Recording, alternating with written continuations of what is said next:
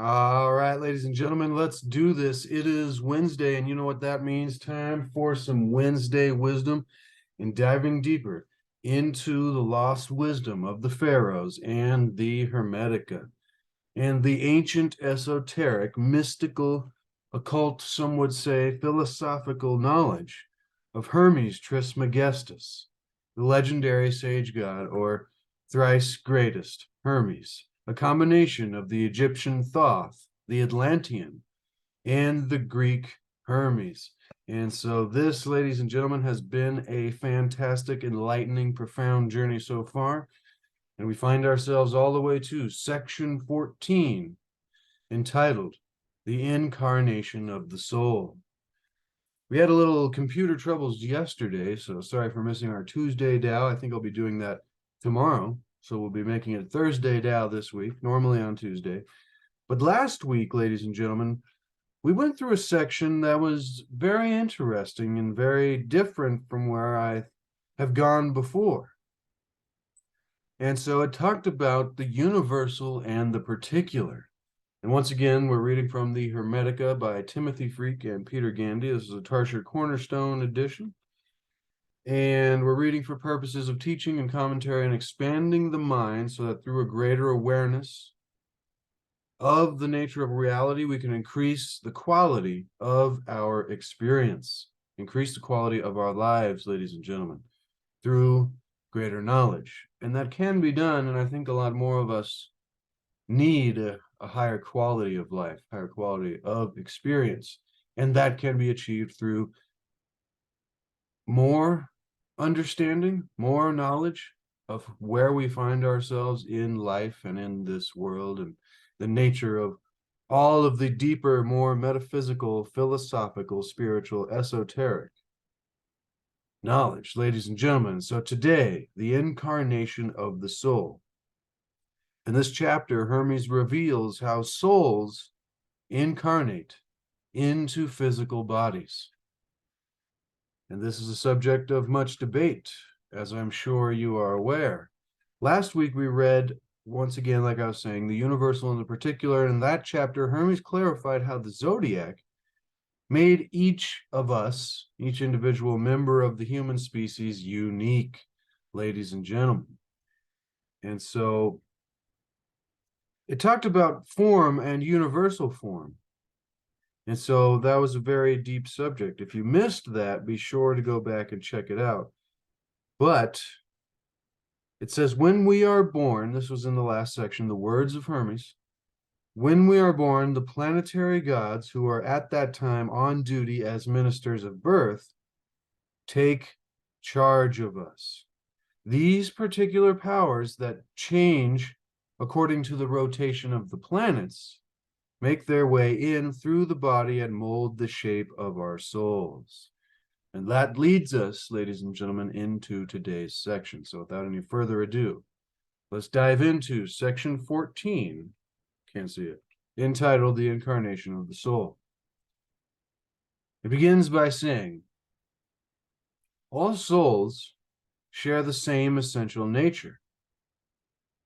This goes back to universal nature and form, and then individual form.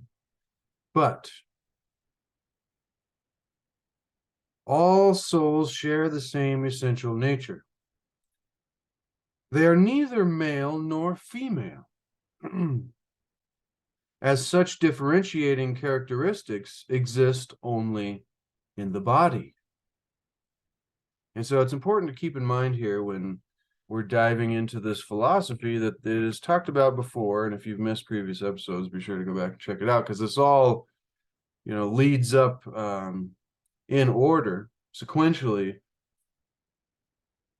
in order of an understanding. So a lot of these later episodes are tough to get if you have not already gone through the previous philosophies in this mystical philosophy of the Hermetica, ladies and gentlemen, the lost wisdom of the Pharaohs. But it's important to keep it in mind that there is this concept in the Hermetic philosophy of the physical and non-physical, and the physical being a mirror of the spiritual or the non-physical. And so, this being said, male not being male or female, because such differentiating characteristics exist only in the body, which is in the physical realm, ladies and gentlemen, and then talking about our soul here, which is the non-physical. Remember, we have a dual nature, ladies and gentlemen, and that was, let's see if we can get to it. Man is a marvel. He takes on the attributes of the gods as if he were one of their number. Where is it? The body. Gods will never pass their celestial boundaries.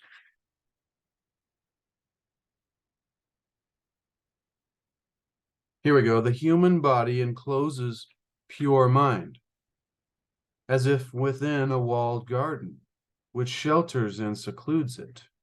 Man has a twofold nature.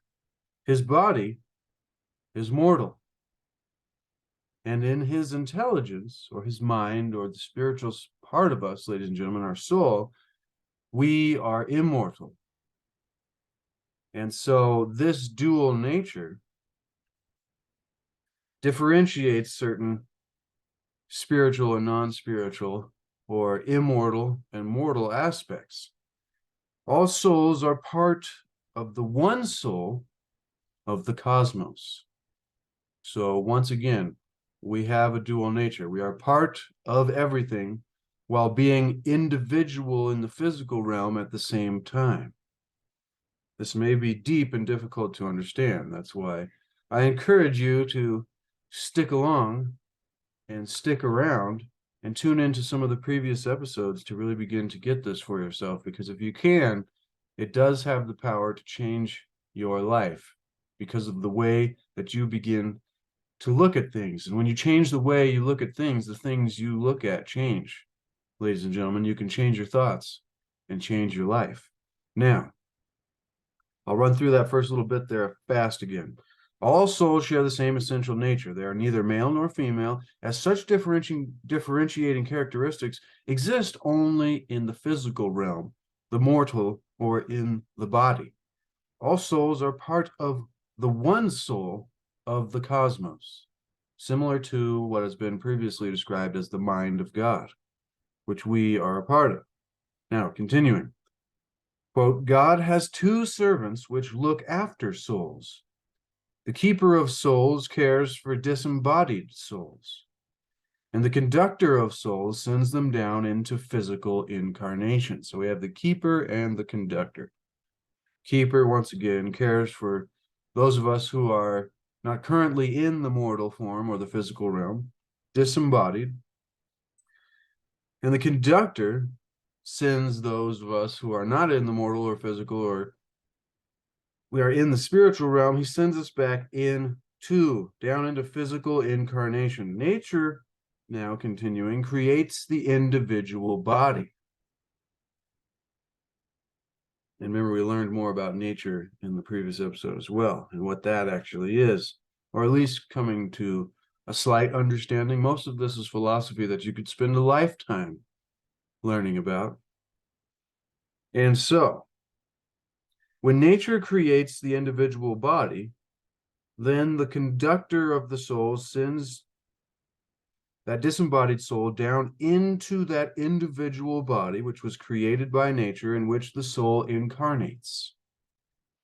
The power that Hermes calls memory ensures that this body conforms to the universal form of the human species. So this goes back, tying especially into the last few chapters here of our dual nature in the section Man is a Marvel, and then going into the Zodiac and destiny, and how the power of the Zodiac controls the fate of us, men and women, and the possibility of becoming free of its limiting constraints of the Zodiac. And astrology is, what we were talking about there. But it says, rather through intense contemplation of God, we can rise above our merely mortal nature and awaken our immortal soul. And so, Remember, through constant contemplation, spiritual striving to attain true knowledge, pure philosophy is spiritual striving through constant contemplation. So constantly contemplating throughout every day of your life, all the time, while you're doing whatever it is that you need to go about and do. But through this constant contemplation and spiritual striving, pure philosophy to attain true knowledge of reality, of the nature of the universe, of the nature of where we find ourselves here in this world, and the nature of our minds and our bodies and our souls and our spirituality, of Atum, Hermes and Thoth says, the one God. And so with that being said,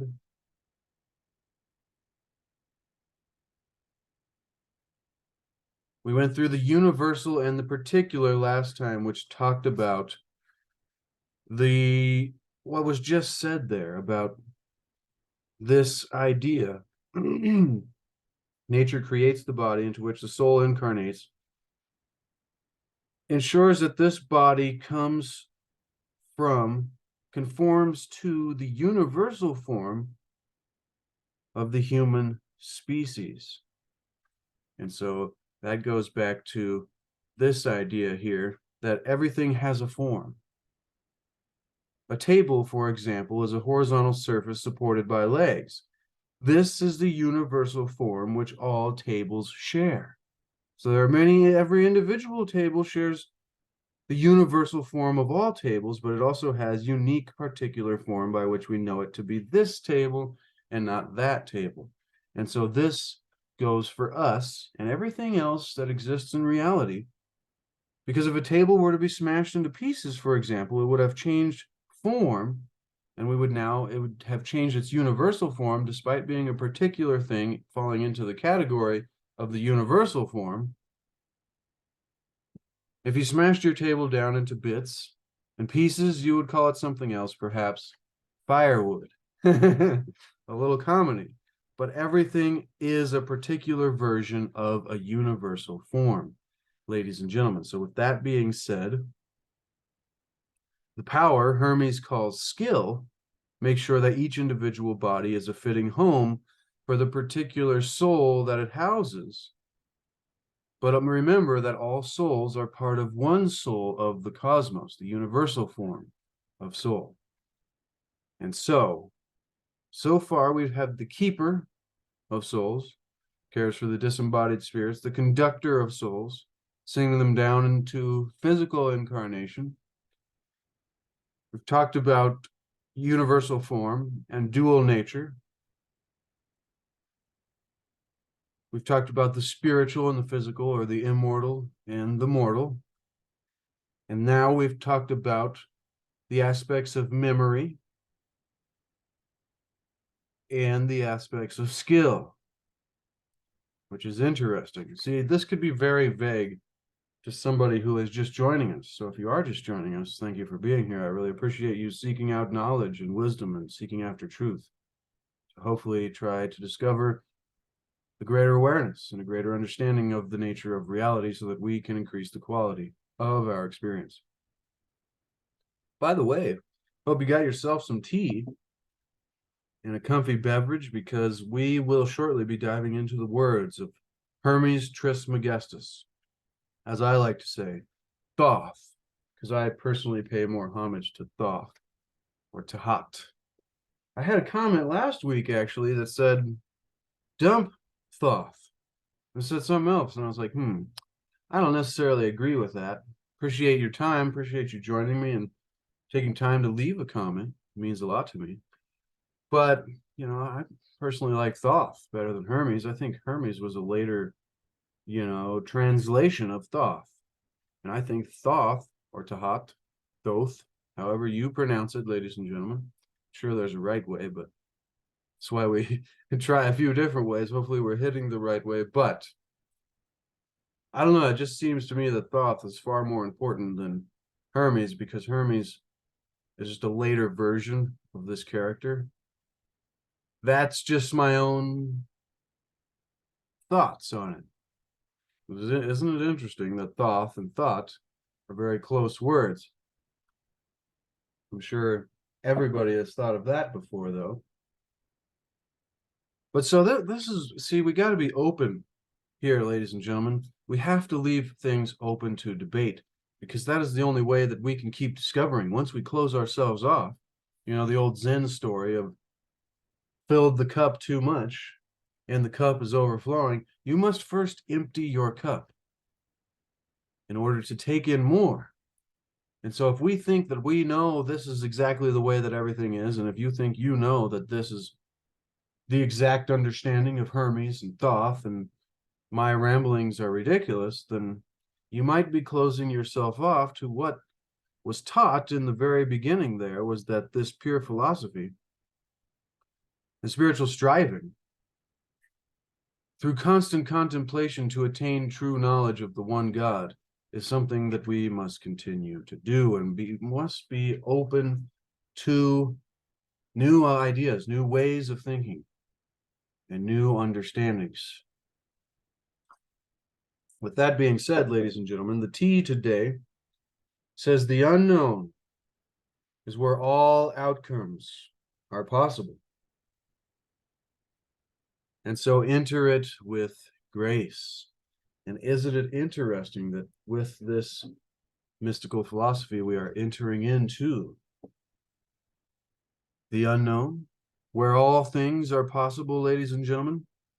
So, now let's continue with what Timothy Freke and Peter Gandy are saying here in the introduction to this section before we get to the translated words of Hermes Trismegistus or Thoth.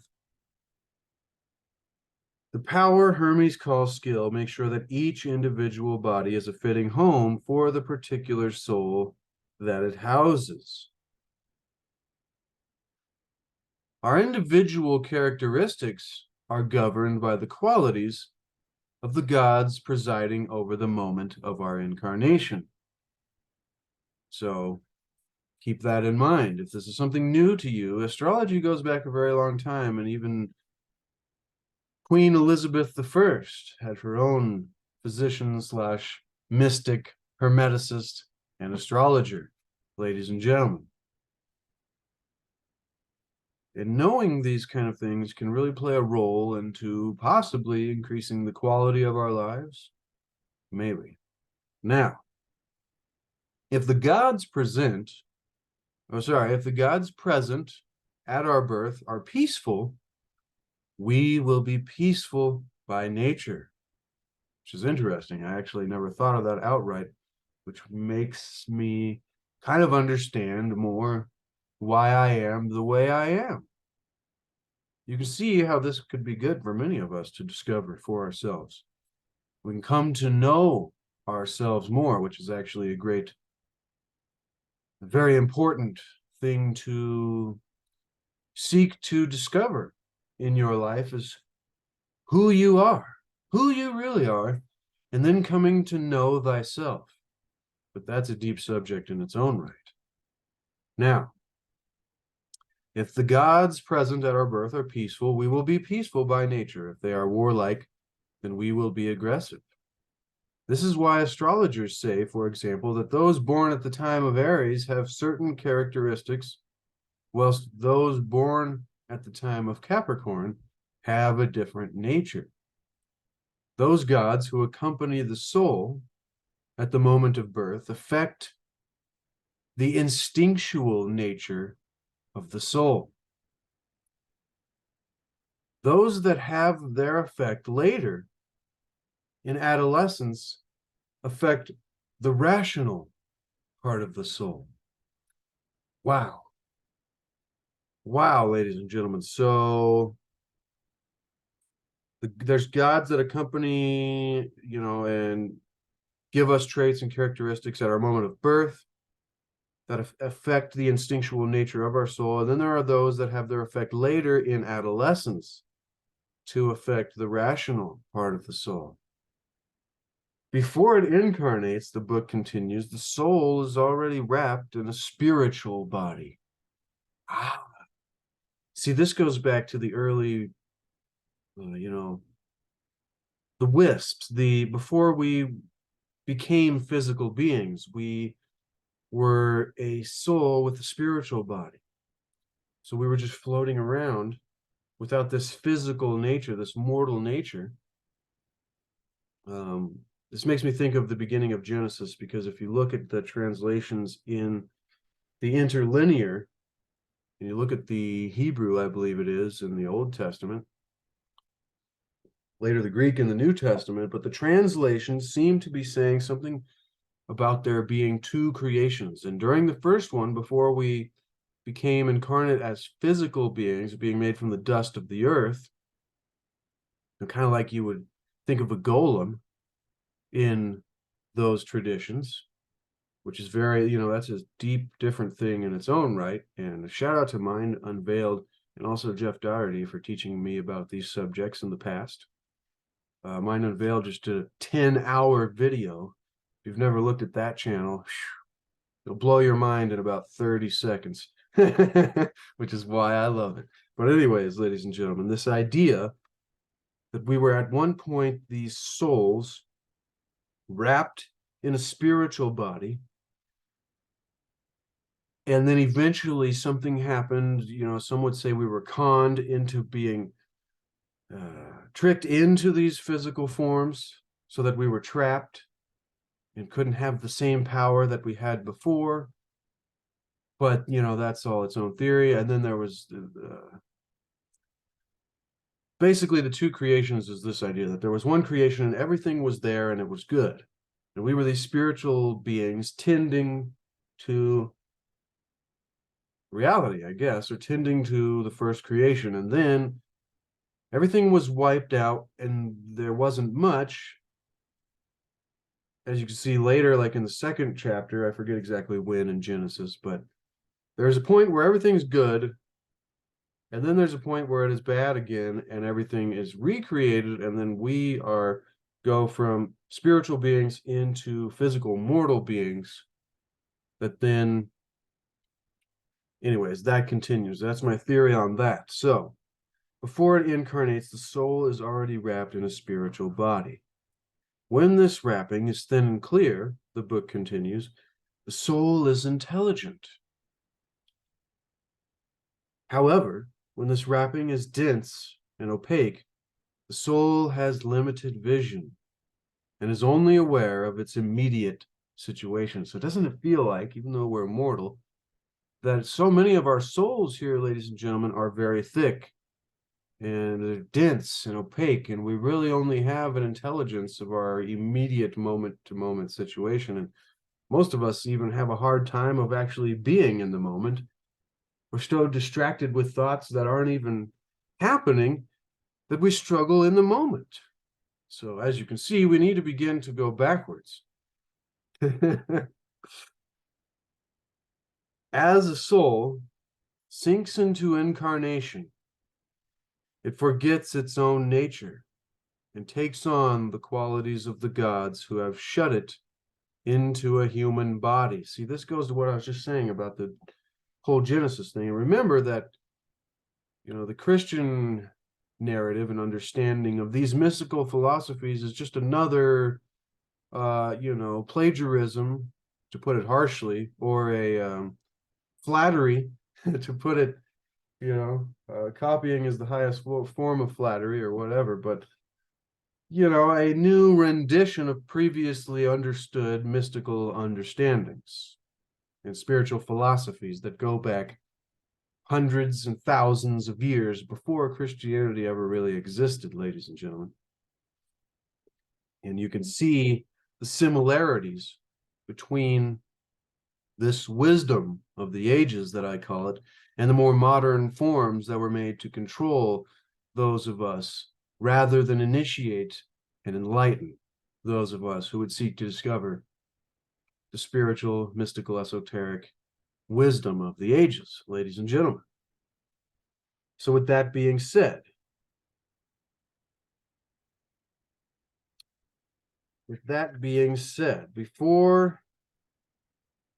so when we incarnate into this physical form coming from our spiritual form, which we previously existed in, it seems that we have greater power when we're non-physical. And then when our wrapping becomes dense and opaque, we have limited vision. We're only aware of our immediate situation. Then as the soul sinks into incarnation, we forget our own nature, which is probably oneness with the universe and this power to be anywhere at any moment in time, fast or slow, past or future. Literally, you could probably, anyways, once you're outside of time and space, things become very different than what we're accustomed to here, being separate individual physical beings as a spiritual being having a human experience, rather than what most of us have been taught, that we are human beings who every now and then will have a spiritual experience. But, ladies and gentlemen, as the soul sinks into incarnation, it forgets its own nature and takes on the qualities of the gods who have shut it into the human body. So it sounds like the gods are the bad guys there. But that would be, a separate perspective rather than seeing the whole picture here. Hermes describes a vision of disembodied souls about to make their journey into a physical form. They are filled with fear and horror at the fate which awaits them. They cannot bear the prospect of such imprisonment. And so that leaves us, ladies and gentlemen, into the section of the words of Hermes Trismegistus and Thoth, translated and simplified. I'd love to get the very dense version where these words come from. But this is to give us a taste, to give those of us who have yet to step into these doors and go down these rabbit holes and to find interest in this wisdom for ourselves, a sample and something that they can get a little introduction into, so that maybe we will begin to seek further into the lost wisdom of the Pharaohs, ladies and gentlemen. Before we go into the section, the incarnation of the soul, I'd like to read the last words of Thrice Great Hermes that start the very beginning of this book. And it says, "Wise words, although written by my decaying hand, remain imperishable through time, imbued with the medicine of immortality. By the All-Master, be unseen and undiscovered by all those who will come and go wandering in the wastelands of life. Be hidden until an older heaven births human beings who are worthy of your wisdom." And having sounded this prayer over the works of his hands, Hermes, Thoth, was received in the sanctuary of eternity. And that now leads us, ladies and gentlemen, to the incarnation of the soul and the words of Hermes, Thoth and Hermes Trismegistus, thrice greatest. It begins by saying, all souls are part of one soul, which is the soul of the cosmos. Souls all have one nature. They are neither male nor female. Such differences of sex arise only in the body. In the world above, there are two gods who are servants of Atum's goodness, called the keeper of the souls and the conductor of souls. The keeper is in charge of disembodied souls. The conductor sends down these souls from time to time into physical incarnation. Nature works alongside these gods, making immortal vessels into which souls are poured. Nature also has two assistants. Memory ensures that nature creates individual forms that are copies of the primal, universal forms. Skill ensures that the individual frame is fashioned in conformity with the soul which will embody it. seeing to it that lively souls have lively bodies, sluggish souls have sluggish bodies, and powerful souls have powerful bodies. The soul, which is spiritual, has its own wrappings, which are also spiritual. These are coats made of air. When such coats are thin and transparent, the soul is intelligent. When they are dense and muddied, like the air in stormy weather, the soul cannot see far, but it is only aware of its immediate predicament. The differences in character of the Pharaohs are not determined by the nature of their soul, for all kingly souls are godlike, but by the gods that escort the soul into incarnation. Souls of such quality that incarnate for so high a purpose do not descend without attendance, for divine justice knows how to assign to each his due, even when exiled from the happy land. When the soul is accompanied by warlike gods, this Pharaoh will wage war. When the gods are peaceful, he will maintain peace. When they are musical, he will make music. And when they are just, he will rule wisely. When they are lovers of truth, he will be a philosopher. For souls by necessity cling to the temperament of the gods who bring them down to earth. For when they sink into the human condition, they forget their own nature. They are conscious only of the disposition of those who have shut them in this mortal tomb. The forces which accompany the soul do not arrive together. Some enter with the soul at the moment of birth and act on the irrational parts of the soul. The purer forces arrive at adolescence and cooperate with the rational part of the soul. I have seen a vision of souls about to be shut up in bodies. Some of them wailed and moaned. Some struggled against their doom, like noble beasts caught by crafty hunters and dragged away from their wild home. One shrieked and looked up and down and exclaimed, "O heaven, source of being, bright shining stars and unfailing sun and moon, light and life, breath of the one, all you that share our home, how cruel is it that we are being torn away from such celestial splendor. We are to be expelled from this holy atmosphere and from the blissful life that we live here, to be imprisoned in a mean and sorry place. What hard necessities wait for us? What hateful thing will we have to do to meet the needs of a body that will quickly perish?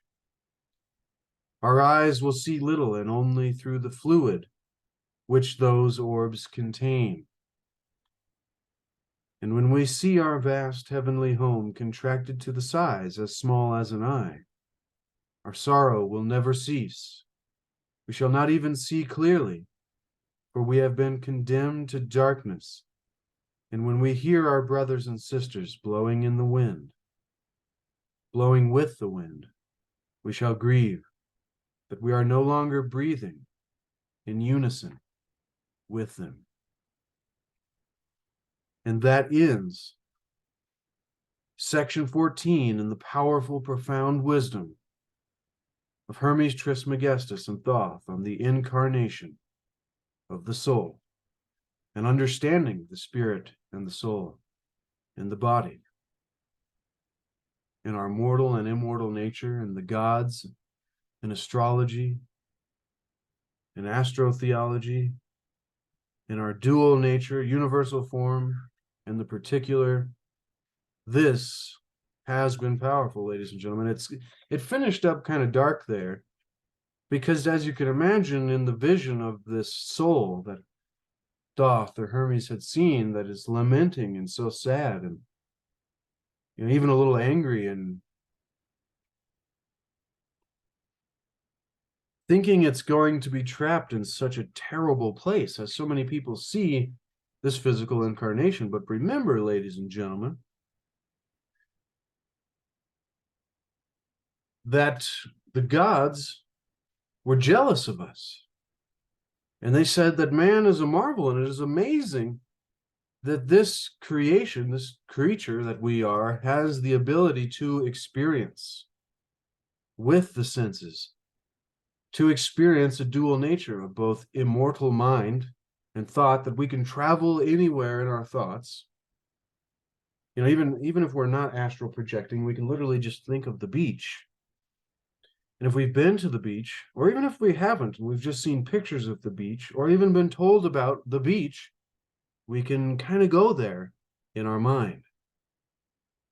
And this is a unique power. And so then the ability to experience the privilege of taste and smell and sight.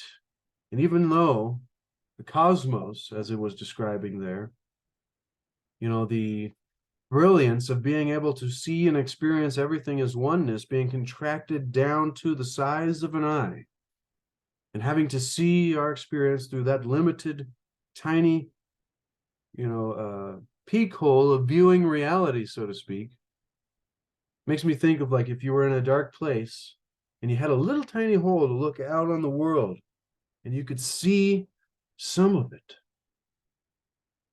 And then how it mentions having to go through the fluid to be able to see that is in our physical body, that will perish so quickly anyways, compared to this grand universal experience that we have as a soul or spirit, incarnating many, many times. See, it didn't say that we incarnate many times there, so we haven't gotten really to finding reincarnation in the Hermetic philosophy, but I may have missed something previously, because I would say, stated on what we've learned so far, that it is implying or inferencing the reincarnation and the series of cycling souls.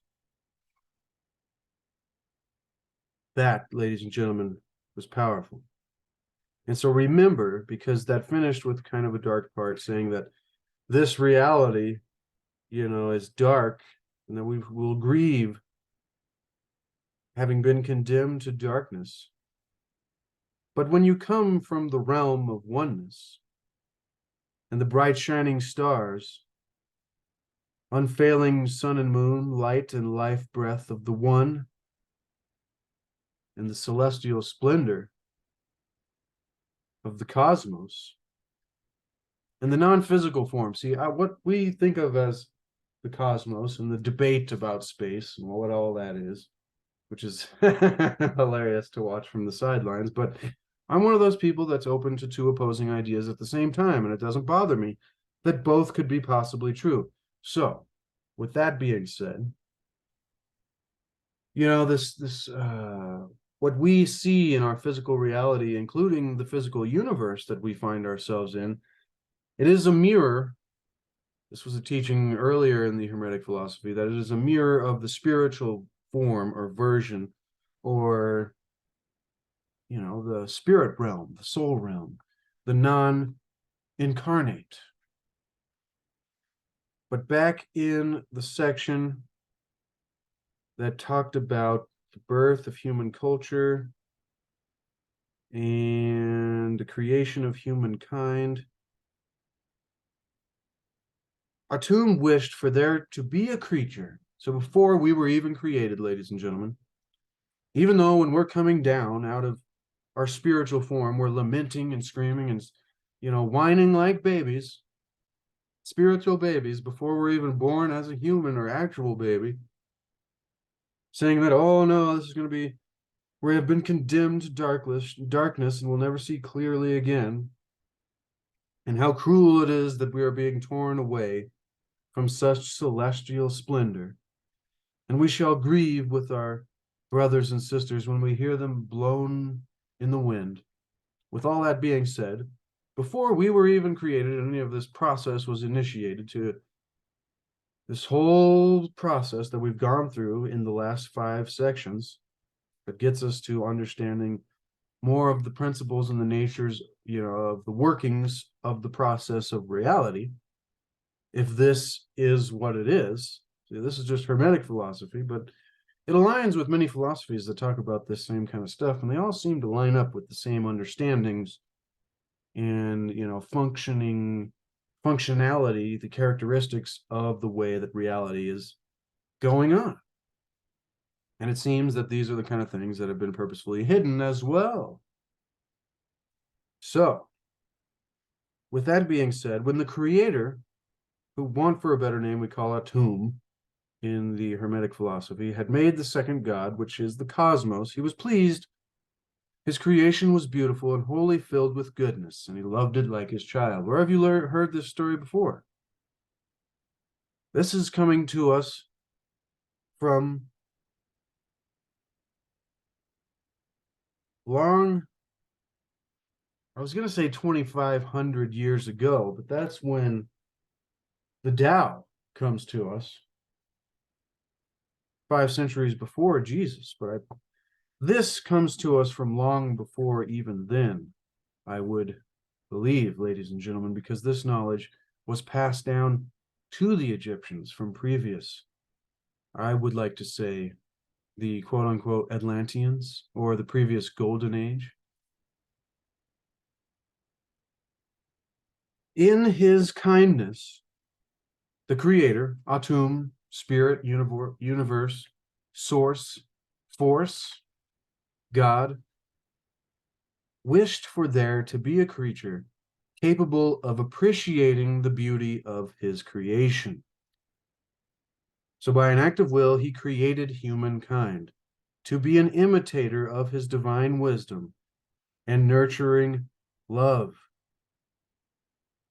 And so, there's a simple way to say that it is our purpose from this mystical philosophy, spiritual lost wisdom of the Pharaohs, esoteric, occult, whatever you want to call it, ladies and gentlemen. To me, it's just spiritual philosophy, wisdom of the ages,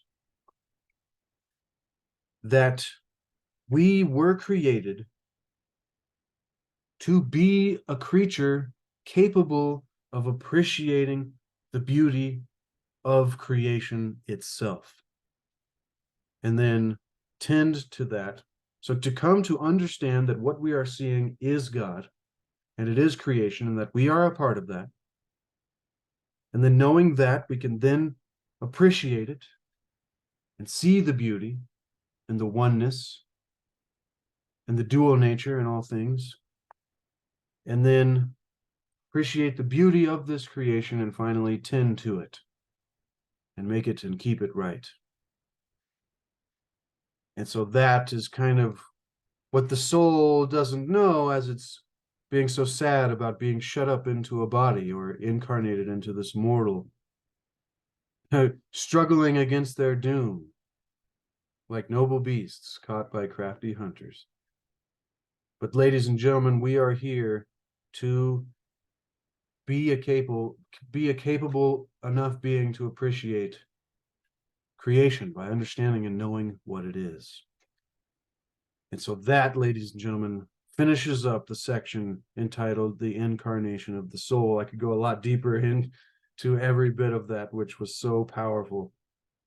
But the things that stood out to me there was everything that we've learned so far, and the 2 new things were the keeper and the conductor of souls, who are the servants of Atum, the spiritual side, and then in the physical side, nature works along with memory and skill. And so those are the 2 aspects of the spiritual and non-physical that help the incarnation of the soul, ladies and gentlemen. That was powerful. That was profound. If you got value, consider subscribing. If you're already subscribed, then smash the like button and share this with somebody who you think is like-minded and could get value from this in their lives, because we want to try to help as many people as we can reach a level of consciousness and awareness that we can be the 100th monkey, that we can be the, I forget what it's called, the phase transition, so to speak, to where enough particles, enough minds become aligned that we can then be the tide that raises all boats, ladies and gentlemen. I don't know if you know about the 100th monkey or the idea of phase transition. I think I'm leaving out a descriptor of that philosophy. But once enough, particles or whatever in a field become aligned, like once enough of these become positive polarity or negative, either way, all the rest of them just go bloop, and they're all aligned. And so once enough of us get to a certain level of consciousness, and this was in the teachings of Dr. David Hawkins here in Power versus Force and the Eye of the Eye, as well as transcending the levels of consciousness, which is its own deep understanding as well, ladies and gentlemen. Be sure to get those for yourself to put it on your shelf, as well as the Hermetica, the Lost Wisdom of the Pharaohs. But once enough of us can get to a certain level of consciousness, then we will hopefully be, aligning everybody else along with us. But see, that seems kind of arrogant and human-minded anyway, so don't worry too much about that. Let the Force, or the universe, or the Tao, or the oneness, or Atum, or even God, take care of it, ladies and gentlemen, and learn to just go with the flow. And we've got a video all about how you can go with the flow on our Tuesday Tao series and Change Your Thoughts, Change Your Life, which is a long playlist, a lot of episodes on there that will help you in many different areas of your life. With that being said, ladies and gentlemen, next week we will dive into the section entitled Death and Immortality. And in that section, Hermes explores the nature of death and the fate of the soul, which survives it. Fantastic, ladies and gentlemen. Remember, seek to achieve and maintain happiness through enlightenment. Seek to discover the lost wisdom of the ages, and seek to discover the mysteries of our history.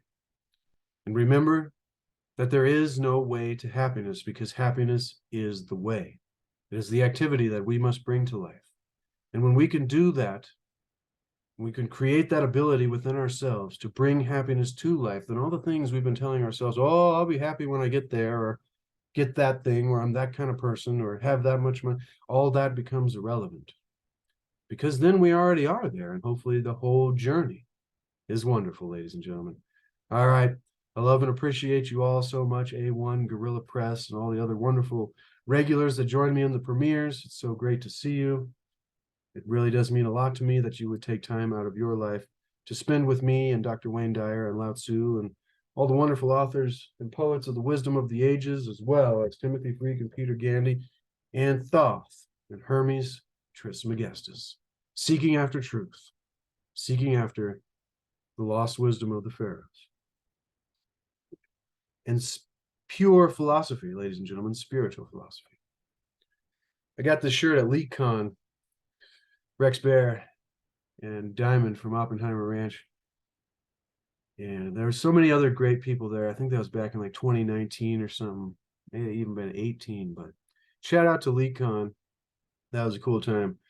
And so with that being said, ladies and gentlemen, we'll leave it there. Be sure to expand the description and check out to get the book for yourself so that you can put it on your shelf and join along in the future episodes of this journey, as well as a link to C60 Purple Power, the most powerful antioxidant. My tomatoes are getting pretty windy out there. I better take them off the edge of the balcony. But thanks again, ladies and gentlemen. I love and appreciate all of you, and we will see you hopefully tomorrow on a rare Thursday edition of Tuesday Tao. We'll call it Thursday Tao this time, ladies and gentlemen. I think we've done it once before, but all right. Until next time, ladies and gentlemen, be the change that you want to see. Be the example that we want to set. No, no, no, no.